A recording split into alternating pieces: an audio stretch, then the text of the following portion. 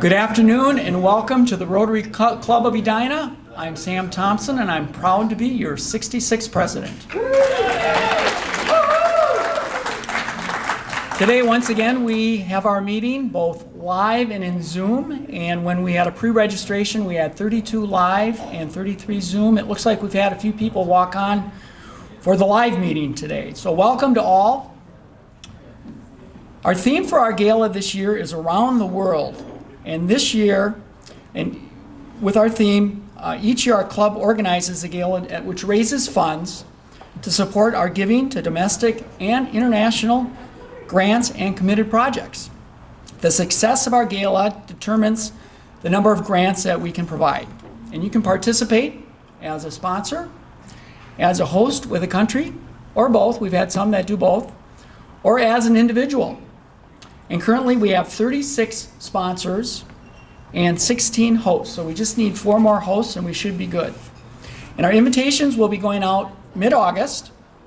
I want to thank Kaylin Idnis, one of our members who has designed the logo, and she's done a great job. So the gala is always an enjoyable evening. And what our committee has done is we've put together the top 10 reasons in David Letterman style why you would want to attend our gala. So, the top 10 reasons. Reason number 10, experience international cuisine.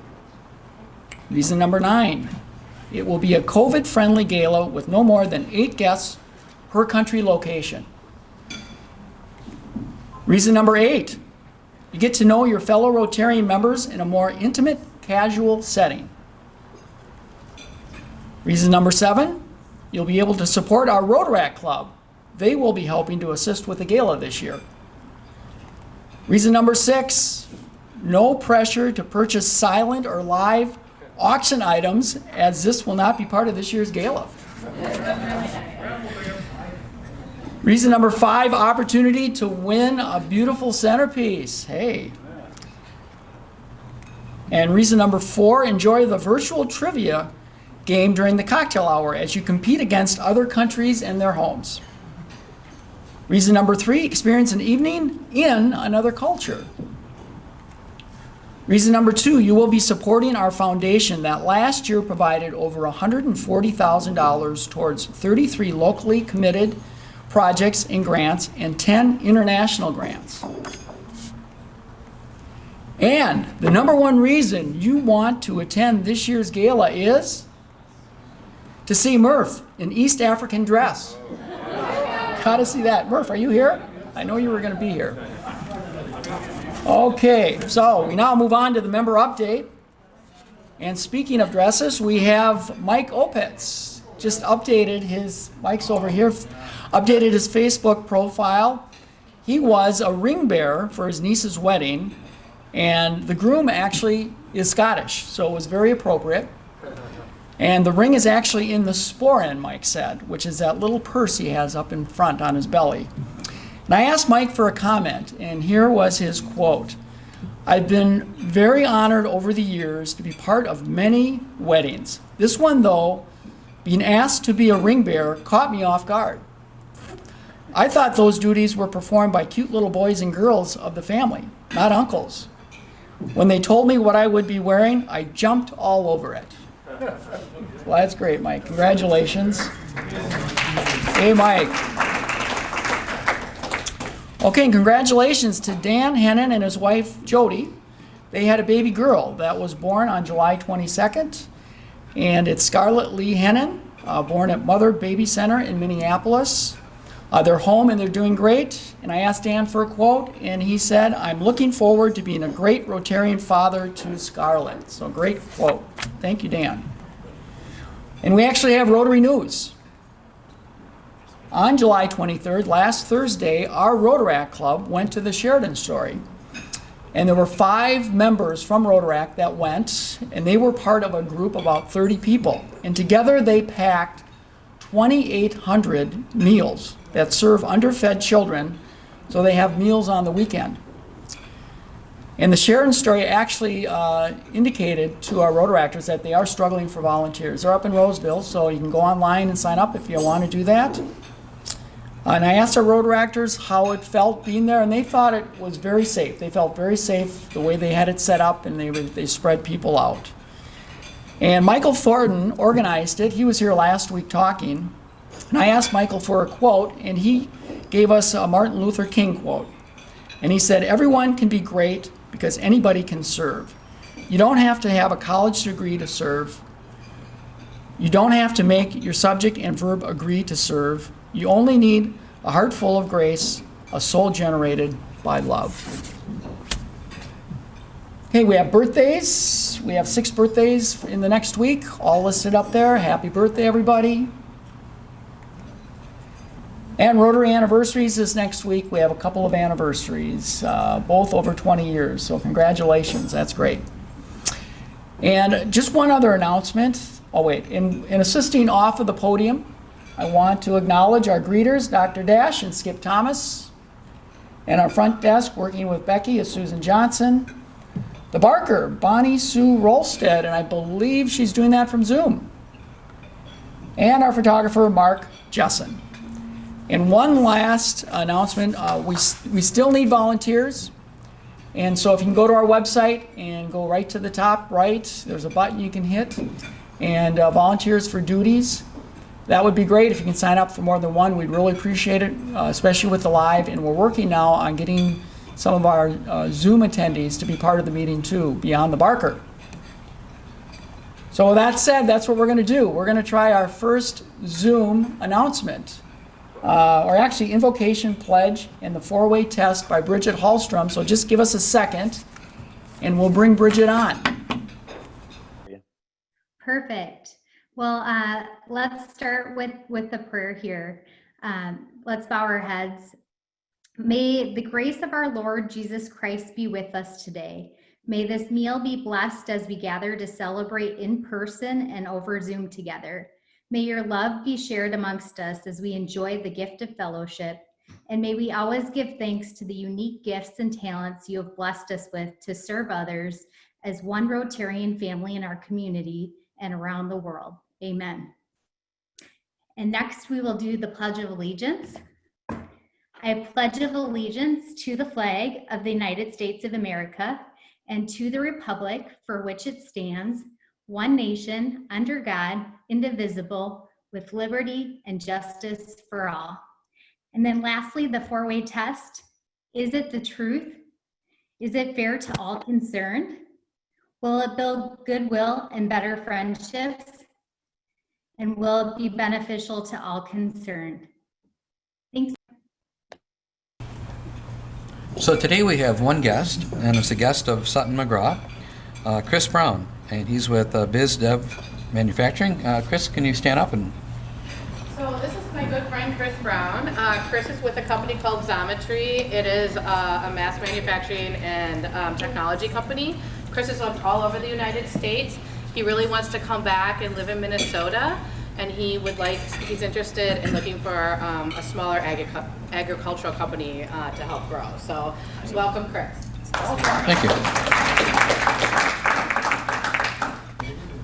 Hey guys, it is great to actually be here and see you guys in person. So hello, and I'm happy to be here. Sam asked me to make 2 announcements today. And the first one is about our happy hour vocational development. Can you guys all hear me? I think so. It's going to be August 5th, this next coming Wednesday, and you should have all gotten a Zoom invite from me by email. And with any luck, I'll send out another one in case anybody missed it. But our speaker, our presenter for our happy hour is going to be our very own Mr. Bill McGreevy from Washburn McGreevy.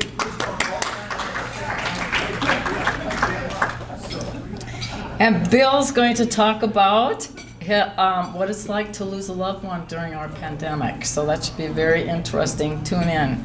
And then my second announcement is really that our anti-human trafficking committee is going to have our second workshop on September 17th, hopefully right here in the live room.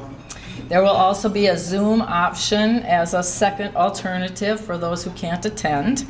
Our focus this year is really going to be learning about what's going on with human sex trafficking in our own backyards as well as around the world. We're going to learn to identify who's most at risk and then actually present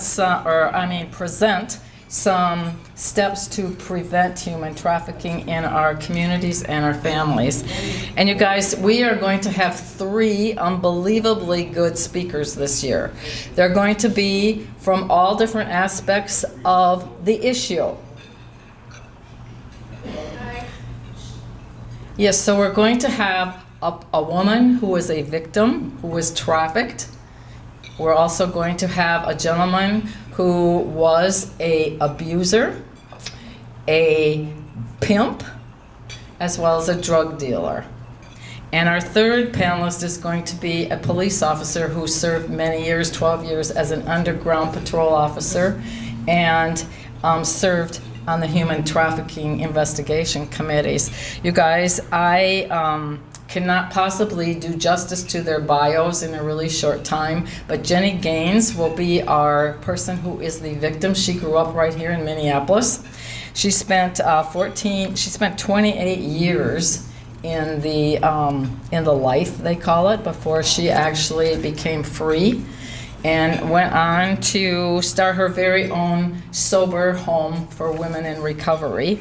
John Turnipseed is the gentleman who was abused as a child, raped as a child, went on to become a violent drug user, pimp, and ended up ultimately in jail. You should really Google his story because I'm telling you, Ann and I listened to him at a human trafficking committee meeting earlier this year, and his story is mesmerizing. And finally, our last speaker is Jessica Bartholomew. She is the police officer who is now the executive director of ACT United. She has 25 years of experience working with teens, children, families, outreach programs, both internationally as well as locally.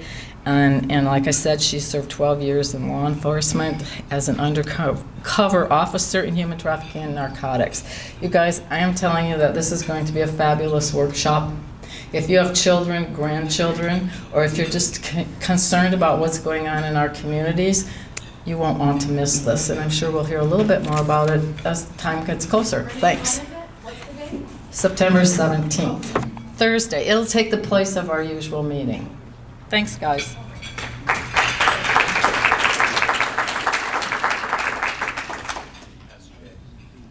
Hey, that was obviously pre-COVID. Hi, I'm Susan Johnson. It is so nice to be back here and be with everybody. This is my first live meeting back, so I'm in the live room. Sam asked me to talk about a couple of things. I am heading up the social committee this year, and definitely a challenging year because we're really trying to make sure that the events that we are looking to plan and do are all very safe, especially in this COVID time. So the first one I want to talk to you about is we have an Edina Chamber and Rotary Mixer. It's going to be Wednesday, September 9th from 4:30 to 6:30. It's going to be at Pinstripes. There is no charge for Chamber or Rotary members. And the way I guess you would register, I'm not sure if we've got anything through our site, but I know you can register through the Chamber site. And it is really important. They're asking that you do register ahead of time so we can get a handle on those numbers. So that's the first event. Second event, Rick Carlson, I know, has been really big proponent of getting something done with the Alzheimer's Walk. This year it's going to be a little different in this COVID world. And so it's going to be a virtual walk. And we're looking at doing something at Centennial Lakes, again at Pinstripes, on September 26th. Do a virtual walk kind of around the Centennial Lakes, have a little lunch at Pinstripes afterwards. So more should be coming out about that. Again, we feel really safe with how Pinstripes is setting up their events. A couple other things that we're looking at for the social committee, looking towards something in the fall, kind of doing maybe a arboretum walk that we can do with Zoom. So for those who want to be able to go out and walk and be in the outdoors, great, but having a Masters of Ceremonies maybe walk us around with Zoom to show everybody the lovely things out at the Arboretum. So more to come on that. And last thing I want to do is anybody who would like to join this amazing, fun social committee, we do some great things like annual picnic, bowling, fireside chats, the holiday party, the happy hours at the Mez, any of those types of things. Please let me know if you would like to join this great committee. I think there's brochures like this on your table. So please sign up. Thank you.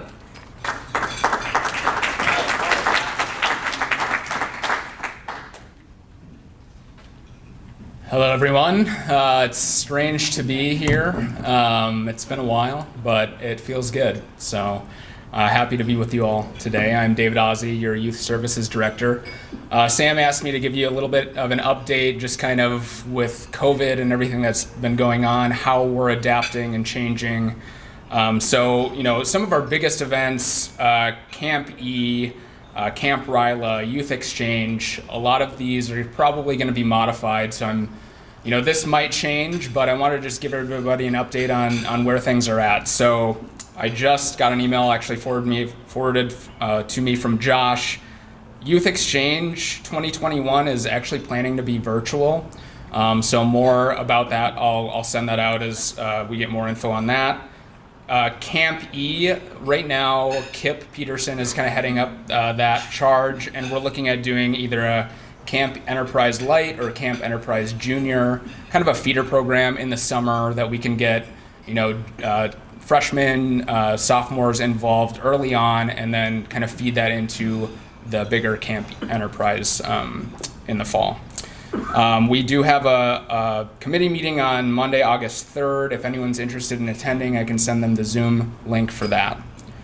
The ethics seminar, Sutton and Andre and Chuck Roundhorst are heading that up. We are in the planning stages of that. We still think it's viable to do with social distancing, masks, things like that. But we do still want to have, we think it's a beneficial program and think it's viable to do that coming up here. The date might get pushed back, but we're still planning on having it. And I'll update you more when we kind of get closer to that date. The Edina Rotary Global Scholar Program. I want to just give everyone an update, and these numbers might have changed a little bit, but just where we're at as far as numbers. We have 34 total students who have committed, 7 from the class of 2021, 19 from the class of 2022, and then 8 from the class of 2023. If anyone doesn't know what that program is or wants more information about how you can get your students or other kids involved, youth involved, reach out to me, let me know. If anyone's interested in volunteering for any of these committees, reach out to me. Thank you so much.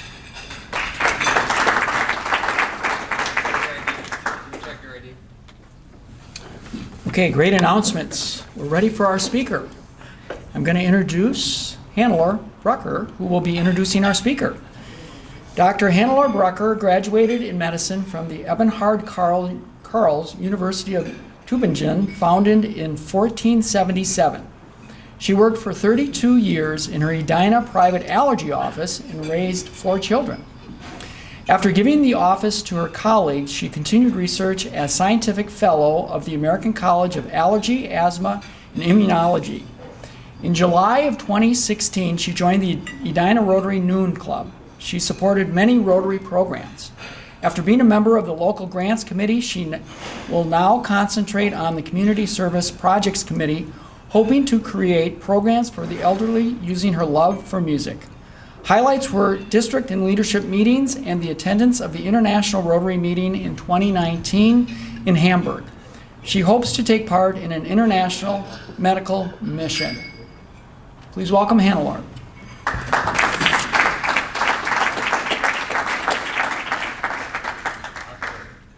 Thank you. I'm very honored to introduce to you Lieutenant Brian Tollen. I'm pronouncing it correctly, he told me. He is in the Edina Police Department for 24 years. He was 10 years on the patrol division. He became a sergeant and then in 2008 a detective sergeant. In 2014, he was promoted to lieutenant And he now supervises 34 officers and 5 sergeants in the patrol division. Not only that, he is a field training coordinator and team commander of SWAT and crisis negotiation team. And for 12 years, he instructed officers, paramedics, firefighters in the metro area and told them how to prevent and respond to an active shooter. He then realized that this is an important topic for all businesses and for all people around us. He has quite an academic career. He is a graduate of the FBI National Academy in Quantico. He has a criminal justice degree from the University of St. Thomas, and he must be a lifelong learner because he is now pursuing a master's degree at the St. Thomas University also. He has a wife, Lauren, and 2 daughters, age 16 and 17, and he likes to take them boating and kayaking in his free time. And as a good father, he brings his daughters to dance sessions and also to volleyball sessions.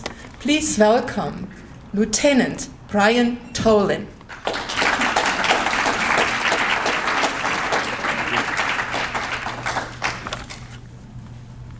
I'm very honored to be here for the first live Rotary session, I guess, meeting since COVID. And thank you for inviting me to this. This is a very heavy topic, not just active shooter workplace violence, but also during our time right now for COVID and the pandemic. We're dealing with a lot, the society, law enforcement, and we're going to see as we talk about today is what we need to do as a society to deal with workplace violence and active shooter, because this is not going away. It's just not in the headlines right now. We're dealing with the pandemic. What the city of Edina is doing, the police department, is that we are offering trainings for businesses in Edina how to respond to active shooters and how to work, help the employee understand what to do when it happens, not just at work, but also when they're with their families, outside in public. And we realized this when we started training our officers on how to respond to active shooter. We got pretty good at it. We know what we have to do, but what we realized real quickly is that most active shooters end within 5 minutes. Workplace violence, 5 minutes. And Edina average response time for Edina squad car to respond to you in 911 is approximately 4 minutes, 47 seconds. Average. We could be there within a minute, right? We could be there within 30 seconds. Most active shooters are over by then. So we decided, me and another lieutenant from Eden Prairie, started reaching out to businesses saying, we need to help you be prepared and understand what we are going to do and how you can prevent this, how you can become more aware of it. And I hope to God we don't come to the survival point of it, but we'll show you how to do it, how to survive an active shooter workplace violence. I know there's a lot of questions about maybe this, but also how law enforcement's dealing with the current environment. So I'm gonna go through a lot of slides kind of quickly so we have some good time for questions and answers. I also have a video that I'm gonna show. It's about 9 minutes long. It kind of gives a good overview of how we will present and help train not just your employees, but we've also implemented this as City of Edina to train our employees, and they've gone through some trainings, and we've implemented a lot of physical changes, or starting to the City of Edina and the buildings within the city that are open to the public. Everyone here is active shooter, mass shooter, right? What's the difference? I'm going to tell you.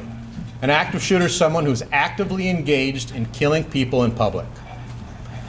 We talk about Las Vegas. We talk about other shootings. Virginia Beach Municipal Center last in 2018. Doesn't matter how many people is actively shooting in a public area. Person comes into here, this will be considered an active shooter. We had 12 in 2019. We've had 1 so far this year. Why? COVID. Is that a good thing? Yes, but it's not going to go away. Once we start working through COVID and dealing with COVID, this workplace violence active shooter is going to happen again. Now, what's a mass shooter? A mass shooter defined by the FBI is an incident where 4 or more people are shot, not including the shooter. Here's the sad part. In 2019, we had 417 of them. More than days of the year. As of yesterday, who've heard about this in the news? We've already had 347 throughout the country. That has skyrocketed. Probably due to civil unrest, due to what we're seeing in today's society, in the United States. So we're still dealing with it, but it's not in the forefront. That's why we're here today. Hopefully you can bring something back to your families, something back to your companies, and maybe get a good perspective of how we can help deal with this problem.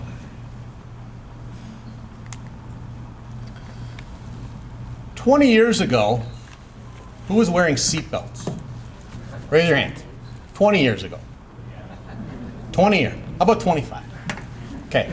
Who's wearing seatbelts now? Is it a culture change? Was that a culture change, right? We just had the 20-year anniversary of Columbine. 20-year anniversary of Columbine. It took schools 20 years to become secure, to prevent active shooters, to become more aware of what's happening. When you walk into your children's schools, your niece's schools, nephew's schools, grandson's, granddaughter's schools, and if you don't have the little patch on them, what do? They walk up to you. Can I help you? Is that the first obstacle? Yeah, that's an obstacle. Are those locked doors obstacles in those schools? Absolutely. After a certain time, can you get into school after 9 a.m.? No.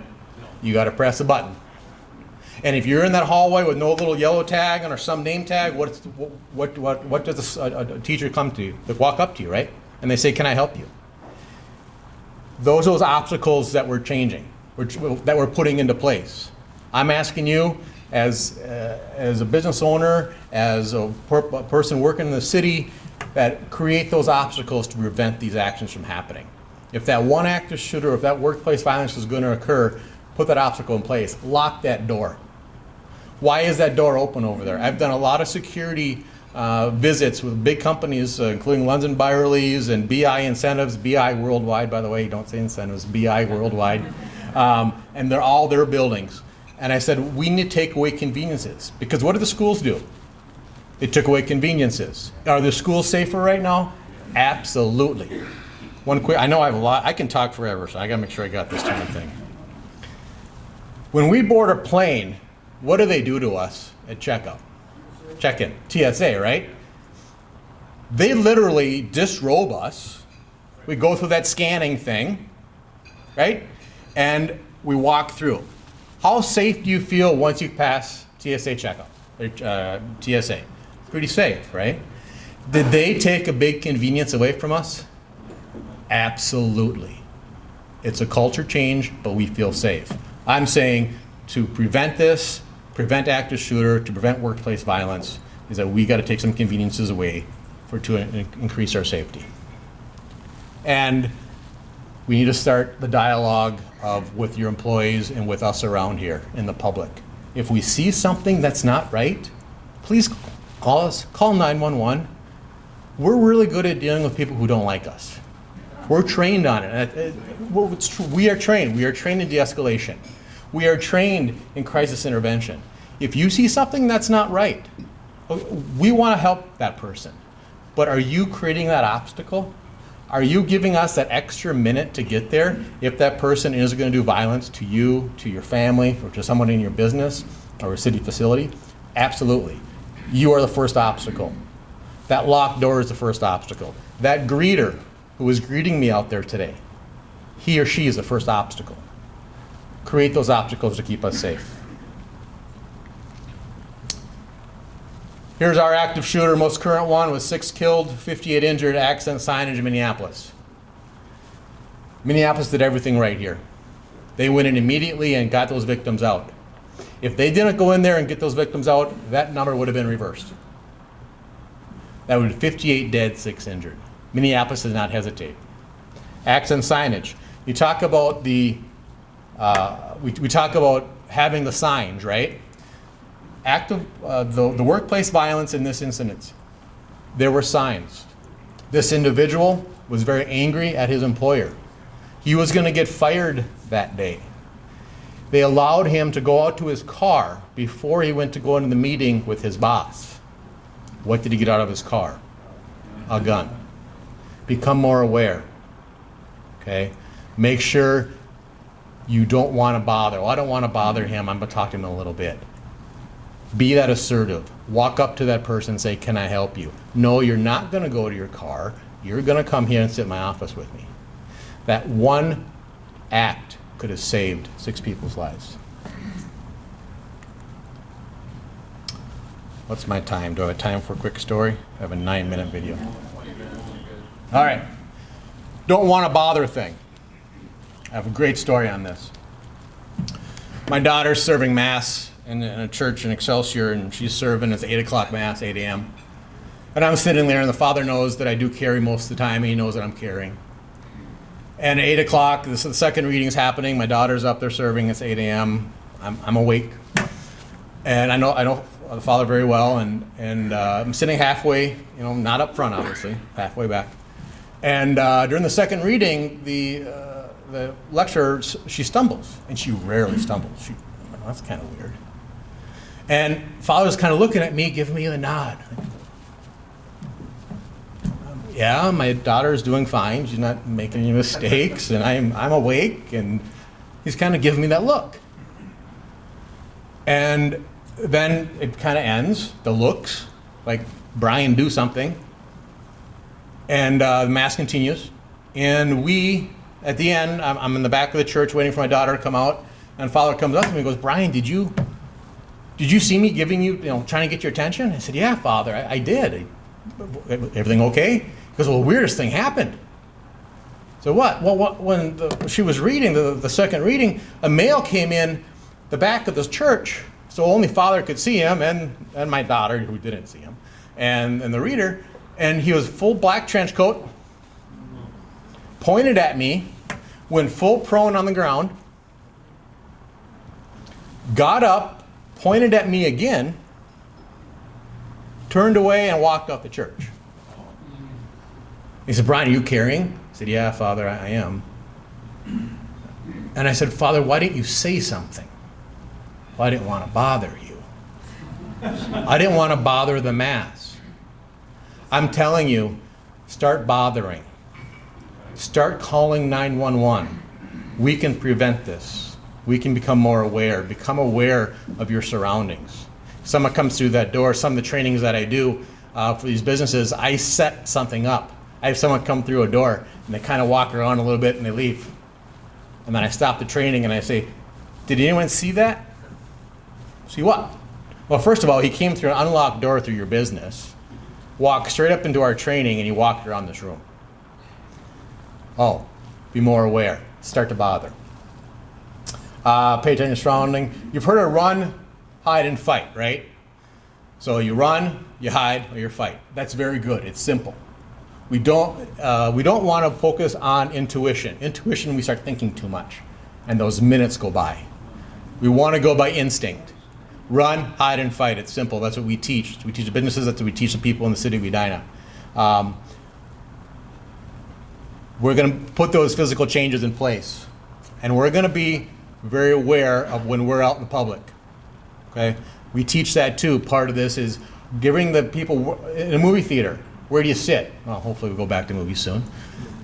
I sit on the edges because I see the same movie. I'm not going to be sitting in the middle if something does happen. Okay, quick video, 9 minutes, on how to respond to an active shooter. A morning that began like any other turned tragic today when an employee opened fire on his supervisor and fellow coworkers. Students, parents, teachers are asking why today after a bloody rampage plunged this campus into tragedy. Details are just coming in, but we're being told that a heavily armed gunman opened fire this evening at the mall food court behind me. There's no official word on any casualties yet, but one eyewitness reported seeing at least 6 people shot. Active shooter. A gunman or gunmen killing or attempting to kill people in a confined, populated area.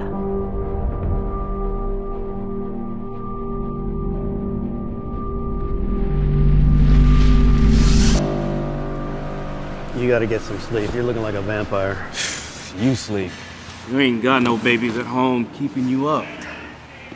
What the hell? Ah, Sam again. We've tried. I'm sorry. We're gonna have to let you go. Active shooter killings are a tragic, unpredictable reality, and one that's becoming more common. Since 2006, the U.S. has averaged an active shooter event with 4 or more deaths every 2.9 months. Even though the number of active shooter events has been increasing, your odds of being involved in one are still very slim. But just like fire drills and earthquake preparedness, making a plan in advance can make all the difference. Yeah, but lizards live in tanks. I mean, it's probably fine. If you do find yourself in the middle of a senseless attack, the why doesn't matter. Hey, buddy. Hang on, something's happening. What matters is surviving. On average, 20 mass shootings take place in the U.S. every year. Killers usually choose their victims at random. They look for easy targets. So the harder you are to see or to hit, the safer you are.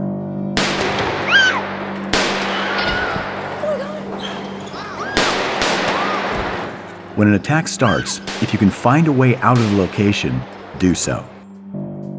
Get out. If you stay calm and think clearly, even in the middle of a life and death event, you improve your chances of making it out. Visualize your movements in advance. What are we gonna do? Look at me. I can get us out. Stay behind me. Stay down. Use cover, something that will stop a bullet, and concealment, something that at least keeps you out of sight. Attention South LA units, code 3 response needed regarding a 245 ESV 417. This will be at the Town Center shopping mall. Suspects wearing a face mask, possible body armor. Use any available means to get out, including emergency exits or windows. Most restaurants and retail locations will also have exits in the back, through kitchens or stock rooms.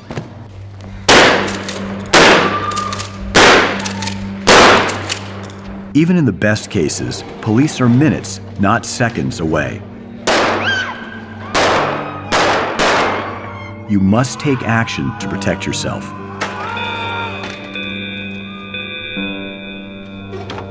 Okay, everybody stay calm. It's probably just a drill.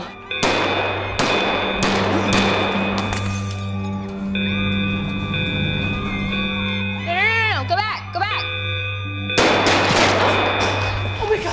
Oh my God, come.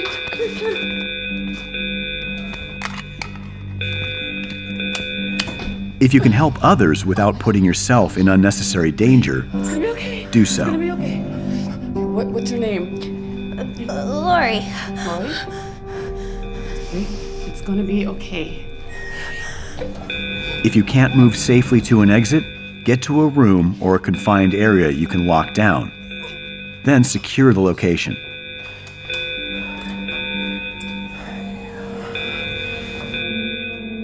Secure your location.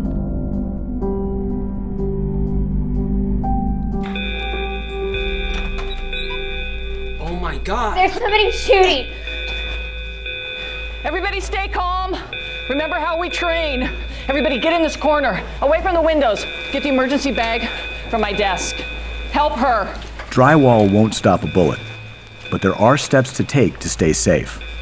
Lock or barricade the doors, turn off the lights, move away from any windows, and silence your cell phone. The other door doesn't lock. Move desks or anything, just block it. A modern emergency bag can include a first aid kit, gloves, emergency plans for the building, and casualty cards to alert first responders to any wounded victims.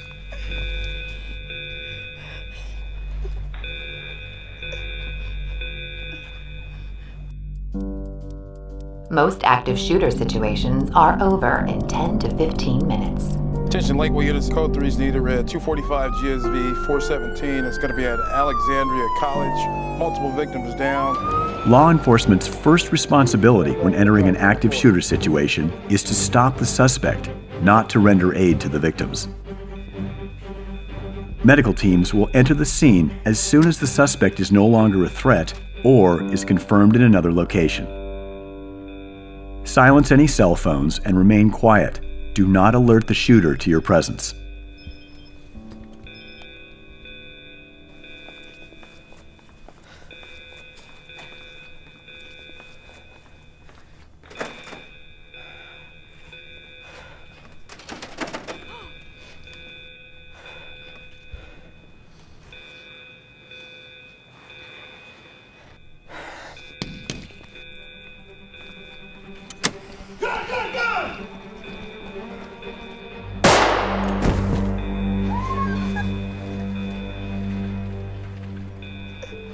Sheriff's Department, is there anyone inside? Red card.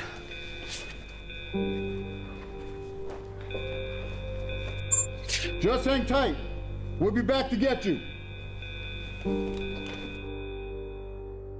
Defend yourself.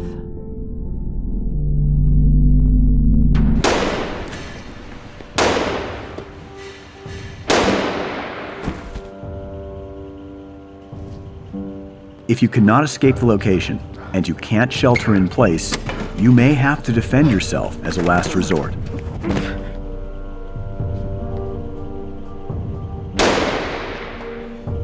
Almost anything can be turned into an improvised weapon.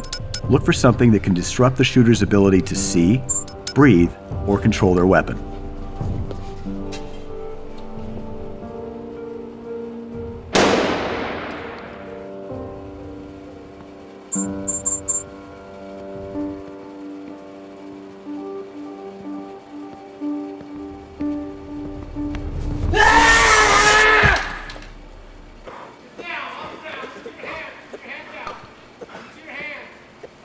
When law enforcement arrives, they are going to be in a heightened state of readiness and awareness, looking for any aggressive movements.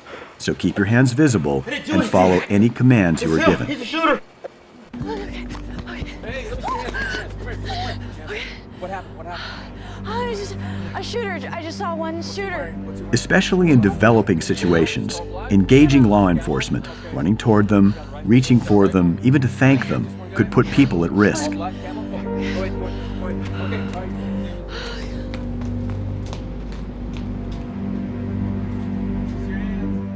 Surviving an active shooter. Anybody injured? Two up front.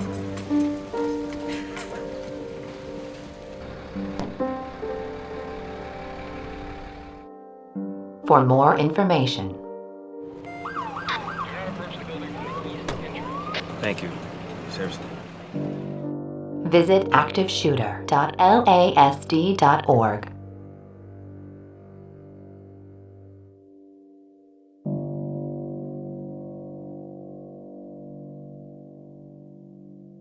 We provide this training for businesses in Edina.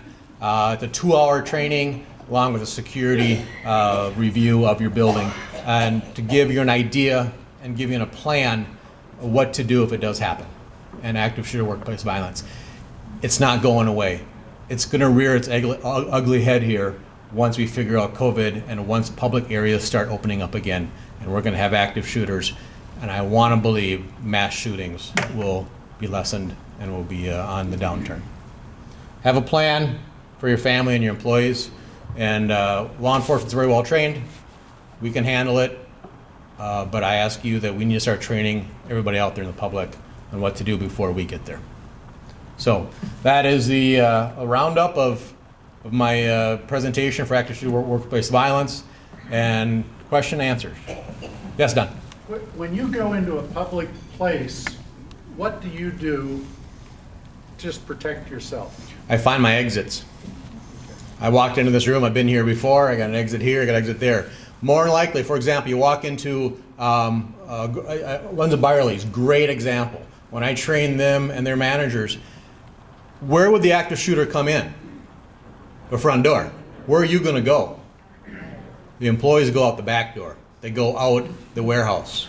They aren't going to go in the same door. So what I do, yes, I'm kind of up here all the time, but I want to make sure I have my exits and where I'm going to go. Also, can you repeat the questions? Oh, I'm sorry. The question was, what do I do when I go into a place, a public place, and what do I plan with my family? Yes, back there. Yeah, you shared the yearly statistic on mass shootings, and we know society's gotten more violent. Do you know how that statistic compares to, say, 20 years ago or 30 years ago? I do have the numbers, but not in front of me. But it has been, actually, if you look, I have a graph on my other. The question was, I'm sorry, I'm not used to that. Comparing mass shootings, active shootings 20 years ago to what they are today. I don't have the exact numbers, but my professional opinion and what I've seen, they are increasing. They are increasing, and we're seeing more deaths and more violence. Yes?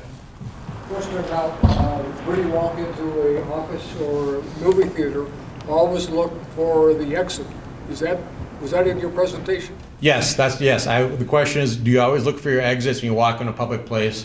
And yes, I do. And I look for the exits where aren't very common. If I'm in a mall, I'm going to go through the back door of that mall. I'm going to go through, I probably won't, but my daughters know, to go through a store and go to the back of that store and out through the main, or where they bring the merchandise in the backside. Yeah. How does Minnesota compare to the rest of the country in terms of our overall level of shootings? Comparing Minnesota overall country, we're doing very well. Like I said, our last one was 2012 with the Red Lake Indian Reservation one. That was, I think we have a total of 4 or 5 active shooter incidents since this violence archives have started about 20 some years ago. Southern Texas, California has really been the hot spots for active shooter and workplace violence. I hope this doesn't sound like a political something, but what are people going to do when they're in Minneapolis and they defund the police department? No problem. I was waiting for questions like this. Not a political question. That's my point of view. I'll give you my answer. And what are the people going to do when they defund the police department in Minneapolis? I hope they will not defund the police department in Minneapolis. I am very confident they won't. Will there be some changes? Yes. Will there be some reform? Yes. Not just for Minneapolis, but for entire law enforcement. I feel confident that, my personal opinion, changes are needed. We will make those changes. But defunding a police department is not the answer, in my opinion. Yes, sir. I think a gun ownership has its pros and cons. I take that. But a country like Japan has 127 million people. During the entire year, only 10 people die of gunshots. In the US, that number is like 40,000. And it used to be 30,000, now it's like close to like 40,000. So I mean, I think it's a good advice that we always find an exit and things like that. But we have young kids, disabled people. Not everybody can find the exit, and even if they know the exit, they cannot get out. I think the problem lies more with the guns, not the human beings. So I think we should somehow find a way to find it illegal to guns. Then we can find more peace. I agree. Gun control is needed, and I agree with you. But we need to, before we get that solved, which may take a long time, not just the exits, we got to secure our facilities. We got to secure our buildings. We got to secure our employees. We got to secure our families. So those obstacles are put in place. But gun control is the overall answer. I agree. But in this country, it's going to be a battle, and it's going to be an upward battle. Yes. Tell me what defunding the police really means, because I have heard differing opinions about what that actually means. What is defunding the police department?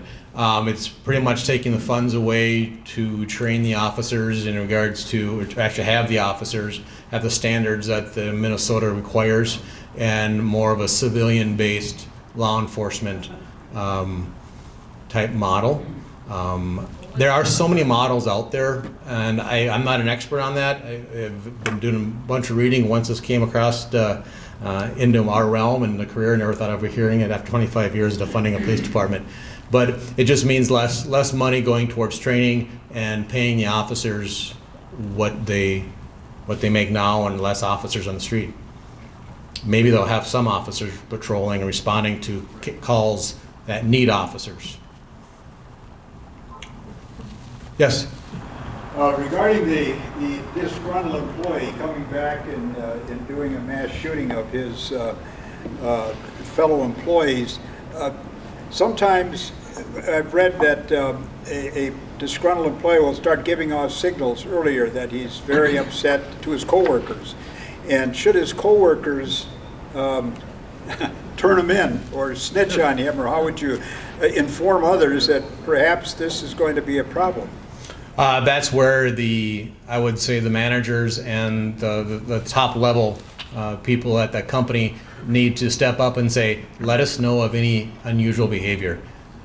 It's maybe that person needs some help. Maybe that person needs to be talked to. Maybe, hey, let's sit and talk about some problems. Having that mental illness component that we're looking at law enforcement right now, we got to start taking care of ourselves. We got to start identifying those people who are having those problems, who are not acting right at work, who need to be just sat down and talked to. I think my time is up. Is that what I'm thinking? All right, thank you. All my cards up here if you want them. Thank you. Okay. Lieutenant Tholen, from literacy and peace to water and health, Rotary is a global network of 1.2 million problem solvers who unite and take action to create lasting change to better our world. In honor of your presentation today, we're going to make a donation to the Sheridan Story, an organization focused on providing weekend and other food gap programs for over 10,000 children within the Twin Cities and metropolitan area. And thank you so much for speaking to us today. We really need to hear more about this. Thank you so much. There we go. Yeah. Thank you. Thank you very much.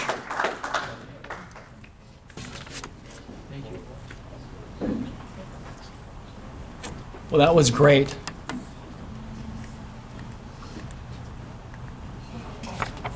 Okay, looking ahead, August 5th, as mentioned, we have vocational networking with Bill McGreevy. Rotaract is having their picnic on August 13th. August 18th, we will continue our leadership series with Gail Britton. We'll be talking on race and racism. And August 27th will be our prospective member day. So thanks again, all of you live and on Zoom. I'd like to leave you with a quote. Violence isn't a Democrat or Republican problem. It's an American problem, requiring an American solution. From Dr. Deshane Stokes. With that, meeting adjourned.